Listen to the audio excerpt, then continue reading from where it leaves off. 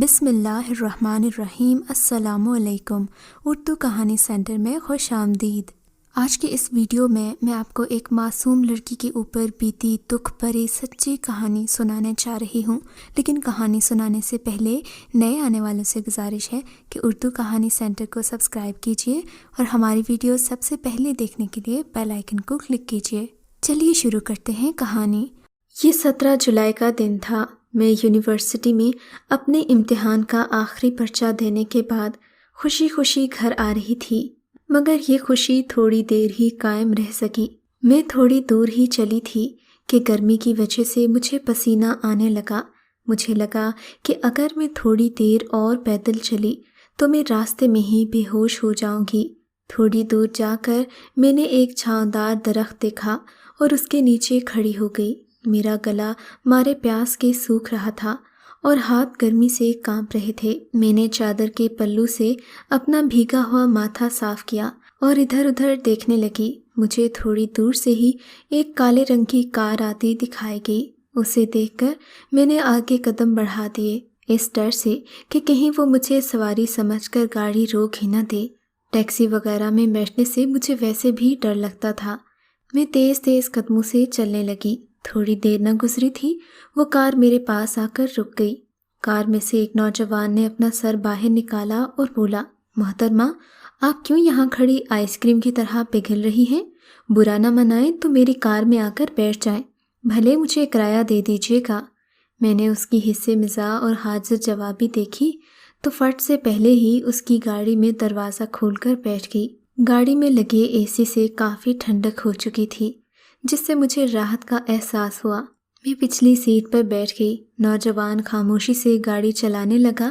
اس کے انداز و اطوار سے لگتا تھا کہ وہ کسی اچھے کردار کا مالک ہے۔ پورے راستے میں اس نے کوئی ایسی ویسی بات نہیں کی۔ میرے گھر کے نزدیک آ کر اس نے گاڑی دروازے کے پاس روک لی۔ میں نے دروازہ کھولنا چاہا تو وہ لاک تھا۔ اس نے خود ہی گاڑی سے اتر کر دروازہ کھولا اور میرے آگے کھڑا ہو گیا۔ اس کا لہجہ انتہائی شریر تھا۔ چہکتے ہوئے بولا، محترمہ، آپ گاڑی میں آنے کا کرایہ نہیں ادا کریں گی؟ میں ویسے ہی غریب ہوں، آپ کم از کم مجھے پیٹرول کے پیسے تو دے دیں۔ اس نے مصنوعی بے چارگی سے کہا تو مجھے اس پر ہنسی آ گئی، مگر پھر بھی میں اس کا کوئی احسان نہیں لینا چاہتی تھی۔ میں نے پیسوں والا بٹوا نکالا اور پیسے نکالنے ہی لگی تھی کہ اتنے میں میرے گھر کا دروازہ کھلا اور ابو کی آواز آئی، ہاں ہاں نیک بخت، جا رہا ہوں، ویسے بھی اس گرمی میں اس سے پیدل نہیں آیا جائے گا۔ ابو کی آواز سنتے ہی میں سخت بوکھلاہٹ کا شکار ہو گئی۔ حالانکہ ابو نے کبھی مجھ پر سختی نہیں کی تھی، مگر کہتے ہیں دل چور ہو تو انسان کو ہر بات محسوس ہوتی ہے۔ مارے بوکھلاہٹ کے میرے ہاتھوں سے پیسوں والا بٹوا گر گیا۔ میں تیزی سے گھر کے دروازے سے اندر چلی گئی۔ ابو مجھے دیکھ کر خوش ہو گئے۔ اچھا ہوا بیٹی، تم خود ہی آ گئیں، گرمی سے تو برا حال ہے، دیکھو گھر سے نکلا ہی نہیں جا رہا۔ ابو نے پسینے سے بھرا چہرہ پونچھتے ہوئے کہا، آج واقعی طوفانی گرمی تھی، مگر میں بہت مسرور تھی کیونکہ میری یونیورسٹی کا زمانہ ختم ہو چکا تھا۔ اب میرا کام صرف عشقیہ ناول پڑھنا، فلمیں دیکھنا اور موبائل پر سہیلیوں سے باتیں کرنا تھا۔ پڑھائی سے مجھے ویسے ہی بہت چڑ تھی۔ میں نے اسی شام اپنے سارے رسالے واپس نکالے اور ایک ایک کر کے پڑھنے لگ گئی۔ امی نے بھی میرے شوق کو دیکھتے ہوئے مجھے کچھ نہ کہا۔ شام کو میں نے اپنی سہیلی کو پیپر کے بارے میں پوچھنے کے لیے کال کی۔ اس زمانے میں اسمارٹ فون نہیں ہوتے تھے، صرف موبائل پر بات ہوتی تھی، وہ بھی اگر بغیر پیکج کے کرو تو تھوڑی دیر ہی ہوا کرتی تھی۔ میری دوست کا نمبر دوسرا تھا، اس لیے لمبی بات نہیں ہو سکتی تھی۔ میں نے پیپر کے بارے میں اس سے سرسری معلومات لی اور پھر اس کا بیلنس ختم ہوا تو کال بند ہو گئی۔ تھوڑی دیر کے بعد ایک اور نمبر سے کال آئی۔ میں نے سوچا میری سہیلی نے اپنے بھائی کے نمبر سے کال کی ہوگی، کیونکہ اکثر اس کا بیلنس ختم ہوتا تھا تو وہ ایسا ہی کرتی تھی۔ مگر میں نے کال اٹھائی تو دوسری طرف سے میری سہیلی نہیں بلکہ ایک مردانہ آواز میں مجھے مخاطب کیا گیا۔ سلام کا جواب کچھ اس انداز سے کیا گیا کہ میں جواب دیے بنا نہ رہ سکی۔ جان بوجھ کر میں نے انجان بنتے ہوئے پوچھا، جی کون؟ میری بات کے جواب میں وہ بولا، ناچیز کو مہربان کہتے ہیں، اور جناب آپ کے تو کیا کہنے، جو بھی نام ہے آپ کا، مگر آپ تو بندے کو سیکنڈز میں بھلا دیتی ہیں۔ ایک تو میری گاڑی میں بیٹھنے کا کرایہ نہیں دیا اور اوپر سے یاد بھی نہیں رکھا۔ اس نے ایک ہی سانس میں سبھی باتیں کر ڈالیں۔ میں نے اس کا شکوہ سنا تو کہا، مہربان صاحب، میرا بٹوا آپ کی کار کے ساتھ ہی گر گیا تھا، کیا آپ نے اٹھایا نہیں؟ میں نے فکر مندی سے کہا، ارے جناب، اٹھا لیا تھا، اسی میں سے سم کارڈ نکلا تو میں نے آپ کو کال کر دی۔ اس نے بھی پر اعتماد انداز میں بتایا تو میں نے اطمینان کا سانس لیا۔ اس نے بٹوا واپس کرنے کا کہا تو میں نے کہا، رہنے دو، میری نشانی رکھ لو۔ یہ کہہ کر میں نے مسکراتے ہوئے کال بند کر دی۔ یوں یہ مختصر سی بات 20 منٹ کے دورانیے پر چلی گئی۔ میں کال بند کر کے عجیب سے احساس میں گرفتار ہو چکی تھی۔ دل و دماغ میں مہربان علی کی آواز گونج رہی تھی۔ میں گھبراہٹ میں چھت پر چلی گئی، حالانکہ باہر سخت گرمی تھی۔ میں چھت سے دور واقع پہاڑوں کو دیکھتی رہی اور مہربان علی کے بارے میں سوچتی رہی۔ خدا جانے وہ مجھے اس قدر اچھا کیوں لگنے لگا تھا۔ نہ چاہتے ہوئے بھی میں اس کے بارے میں سوچنے لگی۔ خیر، وہ دن یوں ہی اس کے حسین خیالوں میں سپنے بنتے گزر گیا۔ صبح اٹھتے ہی اس نے مجھے کال کی اور انتہائی شائستہ انداز میں مجھے صبح بخیر کہا۔ خوش قسمتی سے مجھے بات کرتے ہوئے کسی نے نہیں دیکھا۔ یوں باتوں کا ایک سلسلہ چل پڑا۔ اب ہم روزانہ ایک ایک گھنٹہ باتیں کرتے تھے۔ جب باتیں زیادہ ہونے لگیں تو باتوں سے باتیں نکلتی ہیں۔ اس دن مجھے اس نے ایسی بات کہہ دی کہ میں اس سے خفا ہو گئی۔ وہ مجھے لاکھ مناتا رہا مگر میں نہ مانی۔ میری ناراضگی سے وہ واقعی پریشان ہو گیا۔ کافی دیر مجھے مناتا رہا مگر میں نہ مانی۔ بالآخر وہ ٹوٹے ہوئے لہجے میں بولا، دیکھ لینا، میں آج ساری رات نہیں سوؤں گا، جاگتا رہوں گا، جب تک تم مان نہیں جاتی میں چین سے نہیں بیٹھوں گا۔ میں نے اس کی بات کو مذاق میں اڑا دیا اور مزے سے سو گئی۔ میں جان بوجھ کر اسے ستا رہی تھی۔ رات کا نہ جانے کون سا پہر تھا کہ اچانک میرا فون بج اٹھا۔ رات کے گہرے سناٹے میں اس سے پہلے کہ میرے گھر والے یہ کال سن کر جاگ جاتے، میں نے فون ہاتھ میں لے کر اس کی کال کاٹ دی۔ میں سمجھی تھی کہ گھر والوں کو پتہ نہیں چلا، مگر تھوڑی ہی دیر کے بعد ابو میرے کمرے میں آ گئے۔ پھر مجھے سوتا دیکھ کر اطمینان سے واپس چلے گئے، مگر ان کے دل میں شک کا پودا لگ چکا تھا۔ میں صبح کچن میں ناشتہ کرنے جا رہی تھی کہ دروازے پر ابو کی باتیں سن کر رک گئی۔ وہ امی سے کچھ کہہ رہے تھے۔ نیک بخت لڑکیوں پر نظر رکھا کرو، ان کی نازک عمریں ہیں، کہیں جذبات میں بہک ہی نہ جائیں۔ ویسے بھی ماہین کی تعلیم تو مکمل ہو گئی ہے، میں اس کے لیے کوئی اچھا رشتہ ڈھونڈ رہا ہوں۔ ایک خاندان مجھے پسند تو آیا ہے مگر لڑکے والوں کی طرف سے تھوڑی چھان بین رہتی ہے۔ اس کے بعد میں ماہین کو عزت سے رخصت کر دوں گا، مگر تب تک تم ان پر کڑی نظر رکھو۔ میں نے امی ابو کی یہ باتیں سنی تو مجھے سخت پریشانی ہوئی۔ میری آنکھوں میں آنسو آ گئے۔ میں نے دل میں ٹھان لیا کہ آج مہربان کو اس رشتے کے بارے میں بتا دوں گی تاکہ وہ بر وقت اپنے والدین کو بھیج سکے۔ اس دن اس نے کال کرتے ہی مجھے ایک ایسی حقیقت بتا دی جس کے بعد میں نے بھی اسے رشتے کا بتانا مناسب نہ سمجھا۔ اس کا کہنا تھا کہ اس کے ماں باپ کسی ایسی لڑکی سے اس کی شادی کرنا چاہتے ہیں جو ڈھیر سارا جہیز لائے۔ میں تو اس کی یہ باتیں سن کر ہی ڈر گئی۔ میں نے دل میں تہیہ کر لیا کہ میں مہربان سے شادی نہیں کروں گی، مگر پھر بھی میں اسے رشتے کے بارے میں بتانا چاہتی تھی۔ مجھے اس کی باتوں سے نہ جانے کیوں فریب کی بو آتی تھی۔ میری چھٹی حس مجھے خطرے سے آگاہ کرتی تھی۔ میں نے اسے اس بارے میں کچھ نہ بتایا، یہاں تک کہ ابو نے میری مرضی کے برخلاف رشتہ کر دیا۔ اب تو میرے لب سل گئے۔ میں تھوڑی بہت محبت جو مہربان سے کرتی تھی اس کا اظہار بھی اس سے نہ کر سکی۔ اپنی بے بسی کا تماشا دیکھتی رہ گئی۔ مہربان علی مجھ سے روزانہ پوچھتا کہ تم اس قدر چپ چپ کیوں ہو گئی ہو، مگر میں اسے کچھ نہ بتاتی۔ بالآخر منگنی کا دن آ گیا۔ میری منگنی ہو گئی اور مجھے شوہر کے نام کی انگوٹھی پہنا دی گئی۔ اس دن میں نے سوچا کہ کیوں نہ مہربان علی کو سچائی سے آگاہ کر دوں، کیونکہ اب بھی نہ بتایا تو اس کی توقعات مجھ سے بڑھ جائیں گی۔ ویسے بھی وہ ملنے کا تقاضا کرنے لگا تھا۔ اس دن میں نے مہربان کو صاف صاف بتا دیا کہ میں کسی اور سے منسوب ہو چکی ہوں۔ میری بات سنتے ہی وہ پھٹ پڑا۔ توقع کے برخلاف اس نے مجھے گالی گلوچ سے نوازا، خوب برا بھلا کہا اور پھر غصے سے فون بند کر دیا۔ مہربان کا یہ رویہ دیکھ کر میں حیران رہ گئی۔ बेइज्जती تو کیا، اس نے ان 6 مہینوں میں کبھی مجھ سے اونچی آواز میں بات تک نہیں کی تھی۔ مجھے بھی اس سے نفرت محسوس ہوئی تھی۔ خیر، میں نے بھی اس سے مزید بات کرنا مناسب نہیں سمجھا۔ ویسے بھی میں نے جو کہنا تھا کہہ دیا۔ منگنی کے 15 دن کے بعد ہی میری شادی کی تاریخ ٹھہر گئی۔ اگلے مہینے میری شادی تھی اور میں نہیں چاہتی تھی کہ میں مہربان سے کسی طرح بھی رابطے میں رہوں۔ میں نے سوچا میں اپنی یہ سمت توڑ دوں گی اور اپنی نئی زندگی میں ماضی کا کوئی عکس نہیں پڑنے دوں گی۔ سمت توڑتے ہوئے مجھے کچھ یاد آیا۔ میں نے اپنی ڈاکیومنٹس والی فائل کھولی۔ میری پیشانی پسینے سے عرق آلود ہو گئی۔ جس سم کارڈ کا ذکر مہربان نے کیا تھا وہ تو میرے ڈاکیومنٹس میں پڑی ہوئی تھی۔ سم کارڈ میرے پاس ایک ہی تھا جس پر میرا نمبر لکھا ہوا تھا۔ اگر سم کارڈ سے مہربان نے میرا نمبر نہیں لیا تھا تو پھر اس کے پاس میرا نمبر کہاں سے آیا؟ یہ سوچ کر میرے دل میں عجیب سے ہول اٹھنے لگے۔ اگر اسے میرا ایک نمبر مل سکتا ہے تو پھر باقی نمبرز تک پہنچنا اس کے لیے کون سی مشکل بات تھی؟ یقیناً میرا کوئی قریبی عزیز ہی تھا جس کے پاس میرا نمبر تھا اور مہربان علی کی بھی جان پہچان تھی۔ اس بارے میں سوچ کر میں بہت پریشان ہوئی، یہاں تک کہ یہ الجھن بڑھتے بڑھتے میرے چڑچڑے پن کا سبب بن گئی۔ میری سمجھ میں نہ آتا تھا کہ میں کیا کروں۔ کسی کام میں دل نہیں لگتا تھا۔ دماغ میں ایک الجھن تھی۔ میری اس الجھن کو میرے شوہر نے بھی محسوس کر لیا۔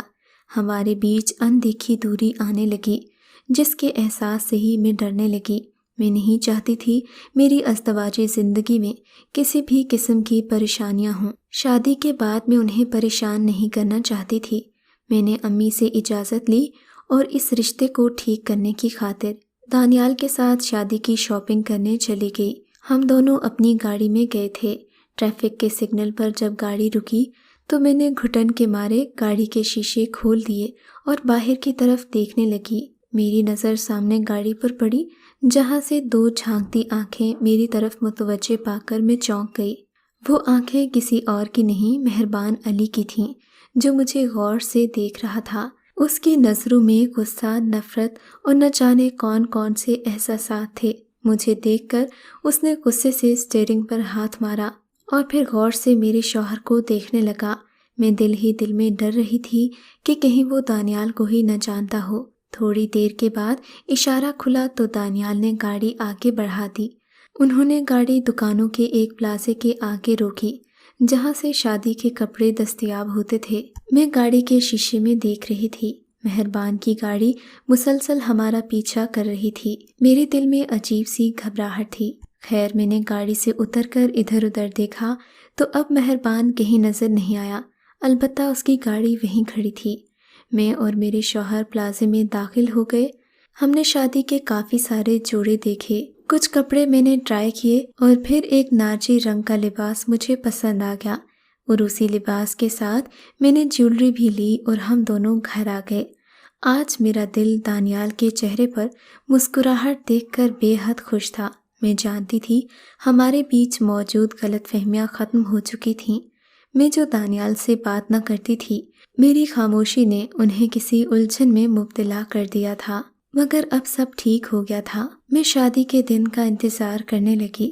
میں نے سوچا تھا میں خوب اہتمام سے تیاری کروں گی۔ جس دن میری شادی تھی، میری بچپن کی سہیلی نے مجھے انتہائی خوبصورتی سے تیار کیا۔ میں نے خود کو آئینے میں دیکھا تو دیکھتی ہی رہ گئی۔ میں دانیال کی پسند کے عین مطابق تیار ہوئی تھی، مگر نہ جانے کیوں میرے دل میں ایک احساس جرم تھا۔ میں آج مکمل خوش نہیں تھی۔ مہربان جیسا بھی تھا، مگر میں نے اس کے ساتھ بہت برا کیا تھا۔ کم از کم مجھے منگنی سے پہلے اسے اپنے رشتے کے بارے میں آگاہ کر دینا چاہیے تھا، یا پھر میں اسے لگاوٹ بھری باتیں نہ کرتی۔ تجسس میں اس کے ساتھ محبت کی لہروں میں بہتی چلی گئی، مگر آج احساس ہو رہا تھا کہ محبت کی خوشی جلد یا بدیر ملتی ہی ہے۔ اس خوشی کو پانے کے لیے غلط راستوں پر چلنے میں انسان کو بعد میں کتنی شرمندگی ہوتی ہے۔ میرے احساس جرم کو میری سہیلی کے جملوں نے اور ہوا دی تھی۔ دل میں عجیب سی بے چینی تھی، لگتا تھا آج کوئی انہونی ہونے والی ہے، اور پھر وہی ہوا جس کا مجھے ڈر تھا، جس کی وجہ سے میرا دل بے ترتیب انداز میں دھڑک رہا تھا۔ شادی کی تقریب میں جب میں نے مہربان کو دیکھا تو دیکھتے ہی رہ گئی۔ میری تو توقعات اور وہم و گمان میں بھی نہیں تھا کہ مہربان میرے ہی خاندان یا پھر میرے جاننے والوں میں ہوگا۔ دراصل وہ میرے بڑے بھائی کا دوست تھا۔ بھائی نے اس کے بارے میں ذکر تو کبھی نہیں کیا تھا، مگر آج بھائی کے ساتھ اسے خوشگپیوں میں مصروف دیکھا تو سمجھ گئی کہ وہ میرے بھائی ہی کا دوست تھا۔ یہ دیکھ کر مجھے تھوڑا اطمینان ہوا کہ اب مہربان کچھ نہیں کر سکتا، کیونکہ بیچ میں بھائی کی دوستی اس کے قدم روک دے گی۔ وہ مجھے نقصان پہنچانا بھی چاہے گا تو کچھ نہیں کر پائے گا۔ آج میری سمجھ میں آ رہا تھا کہ مہربان نے میرا نمبر کہاں سے لیا تھا۔ بھائی کے فون سے نمبر لینا کوئی مشکل بات نہ تھی۔ مہربان کی آنکھیں تو کچھ اور کہہ رہی تھیں۔ ان میں انتقام کی وہ آگ تھی جس کی حدت میں ابھی سے محسوس کر رہی تھی۔ میرے ہر لمحے نے مجھے خوف میں مبتلا کر دیا تھا۔ مجھے لگ رہا تھا کہ شادی میں ہی کوئی ہنگامہ ہو جائے گا، مگر توقعات کے برخلاف میرا نکاح بخیر و عافیت ہو گیا۔ قبول و ایجاب کے 3 لفظ بول کر میں نے خود کو بہت ہلکا پھلکا محسوس کیا۔ مہربان نے کچھ کرنا بھی ہوتا تو میری شادی کے وقت کرتا، تاکہ میری شادی روک کر مجھے محلے بھر میں بدنام کر سکے، مگر اس نے ایسا کچھ بھی نہیں کیا۔ میں دل ہی دل میں اس کے ظرف کو داد دینے لگی۔ اب میں بے حد مطمئن تھی۔ شادی کی رسومات سے فارغ ہو کر مجھے دانیال کے کمرے میں پہنچا دیا گیا۔ میں عروسی لباس میں اس کے آنے کا انتظار کر رہی تھی۔ میرے خیالوں میں دانیال کا ہنستا مسکراتا ہوا چہرہ تھا۔ وہ بھی دوستوں سے جلد ہی جان چھڑا کر کمرے میں آ گیا، جہاں میں آنکھوں میں ہزاروں خواب سجائے دانیال کی منتظر تھی۔ دانیال کمرے میں داخل ہوا ہی تھا کہ اس کے موبائل کی گھنٹی بجنے لگی۔ انہوں نے جیب میں ہاتھ ڈالا اور فون تیزی سے کاٹ دیا۔ وہ میرے پاس آ کر بیٹھ گئے۔ دنیا میں محبت کا خوبصورت ترین اظہار دانیال نے اس رات کیا تھا۔ انہوں نے میری اس قدر تعریف کی کہ میں خود کو ہواؤں میں اڑتا محسوس کرنے لگی۔ ابھی ہم باتیں کر ہی رہے تھے کہ تھوڑی دیر میں دانیال کا موبائل پھر بجنے لگا۔ میں نے ان کے چہرے پر دیکھا جہاں ناگواری کے تاثرات تھے۔ اب مجھے شک ہونے لگا کہ نہ جانے کس کی کال ہے۔ کہیں دانیال کا شادی سے پہلے کسی سے چکر تو نہیں تھا۔ بالآخر دانیال نے تنگ آ کر کال اٹینڈ ہی کر لی۔ فون سنتے ہی ان کے چہرے کا رنگ بدلنے لگا۔ وہ غصے سے لال پیلے ہو گئے۔ فون کرنے والے کو انہوں نے کچھ بھی نہ کہا اور فٹ سے فون بند کر دیا۔ مجھے گھورتے ہوئے بولے، اپنا دوپٹہ اتارو۔ میں حیرت زدہ سی ان کا منہ دیکھ رہی تھی۔ کیا ہوا ہے دانیال؟ آپ ایسے کیوں بات کر رہے ہیں؟ انہوں نے کچھ نہ کہا اور اٹھ کر کھڑے ہو گئے۔ میرے چہرے کو ہاتھوں کے پنجرے میں یوں قید کیا کہ میں درد سے بلبلا اٹھی۔ میری سمجھ میں نہ آیا کہ آخر دانیال کو ہو کیا گیا ہے۔ تھوڑی دیر کے بعد وہ مجھے رون کر غصے سے بھناتے ہوئے کمرے سے نکل گئے۔ میں روتی ہی رہ گئی۔ دانیال کا فون بھی کمرے میں ہی رہ گیا تھا، جو ان کے جاتے ہی فوراً بج اٹھا۔ میں نے فون اٹھایا۔ میرے کان میں وہ منحوس آواز پڑی جو میں کافی عرصے سے سننا بند کر چکی تھی۔ یہ مہربان علی کی آواز تھی۔ وہ کہہ رہا تھا، دیکھ لیا تم نے؟ جو میں نے کہا وہ سچ ہوا۔ تمہاری بیوی انتہائی بدچلن عورت ہے۔ میں نے یہ سنا تو میری آنکھوں میں آنسو آ گئے۔ دل چاہا مہربان علی کو گریبان سے پکڑوں اور پوچھوں، میں نے کیا بے حیائی کی تھی سوائے چند محبت بھری باتوں کے؟ میں نے تم پر ایسا کیا لٹا دیا کہ تم میری بے حیائی کے قائل ہو گئے؟ میں نے فون بند کر دیا اور اس کے بعد میرے شوہر کے اور میرے بیچ میں سرمہری کی ایک ایسی دیوار قائم ہو گئی جسے میں چاہ کر بھی گرا نہ سکی۔ میری محبت بھی میرے شوہر کی سرمہری کو کم نہ کر سکی۔ میں دن رات روتی رہتی تھی، اللہ سے دعائیں مانگتی، سجدے میں پڑی اپنے گناہوں کی معافی مانگتی، مگر میرے شوہر میری سب باتوں کو ڈرامے بازی کہتے۔ ان کے لہجے میں وہ طنز ہوتا کہ میں بے بسی سے انہیں دیکھتی ہی رہ جاتی تھی۔ بالآخر قدرت کو مجھ پر رحم آ ہی گیا۔ ایک دن دل کا بوجھ ہلکا کرنے کی خاطر میں اپنی کزن سائرہ کے پاس گئی۔ سائرہ یوں تو سیدھی سادی لگتی تھی، مگر وہ میری ہر بات غور سے سنتی تھی۔ میں اسے اکثر شکی کہہ کر اس کا مذاق اڑاتی تھی، مگر وہ ہر چیز کو ایک انوکھے پہلو سے دیکھتی تھی جو اکثر میں نظر انداز کر دیتی۔ اس نے شادی سے لے کر میری ہر بات کو غور سے سنا، پھر اپنی بڑی بڑی آنکھیں چھوٹی کرتے ہوئے بولی، تمہیں پتہ ہے مجھے اس کہانی کا سرا مل گیا ہے، چلو اٹھو ابھی چلتے ہیں۔ میں اس سے پوچھتی رہ گئی مگر وہ کچھ نہ بولی۔ وہ مجھے مین روڈ پر لے کر آئی۔ ہم رکشے میں بیٹھ کر اسی پلازے میں چلے گئے جہاں سے میں نے اور دانیال نے شادی کی شاپنگ کی تھی۔ سائرہ سیکیورٹی کے عملے سے ملی، انہیں اس معاملے کی حساسیت سے آگاہ کیا۔ وہ لوگ بھی اپنے گاہکوں کے اعتماد کا خیال رکھتے تھے۔ انہوں نے ہماری منت پر ہمیں اس دن کی CCTV فوٹیج دیکھنے کی اجازت دے دی جو ٹرائی روم کے باہر کی بنی ہوئی تھی۔ ٹرائی روم کی ویڈیو سے معلوم ہوا کہ میرے ٹرائی روم میں جانے کے بعد مہربان نے اپنے لمبے قد کا فائدہ اٹھاتے ہوئے دروازے کے اوپر سے کمرے کے اندر جھانکا تھا۔ اس کی بری نیت اس کے اس فعل سے پتہ چل رہی تھی کہ وہ میری کوئی کمزوری جاننا چاہ رہا تھا جسے بہانہ بنا کر وہ مجھے بلیک میل کر سکے یا میری زندگی برباد کر سکے۔ میں نے اس وقت خدا کا شکر ادا کیا کہ میں نے اس خبیث شخص کو اپنی کسی اور کمزوری کے بارے میں نہیں بتایا، ورنہ وہ نہ جانے میرا کیا حشر کرتا۔ سائمہ نے عملے سے درخواست کی کہ ہمیں اس ویڈیو کی ایک کاپی دے دی جائے۔ عملے نے تعاون کرتے ہوئے ویڈیو کی کاپی ایک USB میں ڈال کر ہمیں دے دی۔ جب یہ سارا معاملہ میرے شوہر کے سامنے لایا گیا، انہیں میری پاکیزگی کا یقین ہوا۔ وہ اپنے رویے پر کافی شرمندہ ہوئے، مگر میں جانتی تھی کہ اپنی جگہ وہ بھی بے قصور تھے۔ خدا کا شکر ہے انہوں نے کسی جذباتی لمحے میں کوئی ایسا فیصلہ نہیں کیا جس پر ہمیں بعد میں پچھتانا پڑتا۔ آج بھی میں اپنے شوہر کے ظرف کو داد دیتی ہوں کہ انہوں نے بلا تحقیق مجھ پر ایک الزام تک نہیں لگایا۔ اپنی بہنوں سے یہی کہوں گی کہ موبائل فون کے استعمال میں احتیاط برتیں، اور اگر آپ دکانوں میں موجود ٹرائی روم استعمال بھی کرتی ہیں تو کوشش کریں کہ بجلی بند کر کے استعمال کریں تاکہ خدا نخواستہ کوئی آپ کو دیکھ نہ لے یا آپ کی ویڈیو نہ بنا لے۔ بعد میں ایسی چیزیں آپ کے لیے مسئلے کا باعث بن سکتی ہیں۔ اللہ سب بہنوں کی عزت محفوظ رکھے، آمین۔ اگر آپ کو ہماری کہانی اچھی لگی ہے تو اردو کہانی سینٹر کو سبسکرائب کیجیے اور ہماری ویڈیوز سب سے پہلے دیکھنے کے لیے بیل آئیکن کو ضرور کلک کیجیے، اور ہاں، کامنٹ سیکشن میں اپنی رائے کا اظہار کرنا مت بھولیے گا۔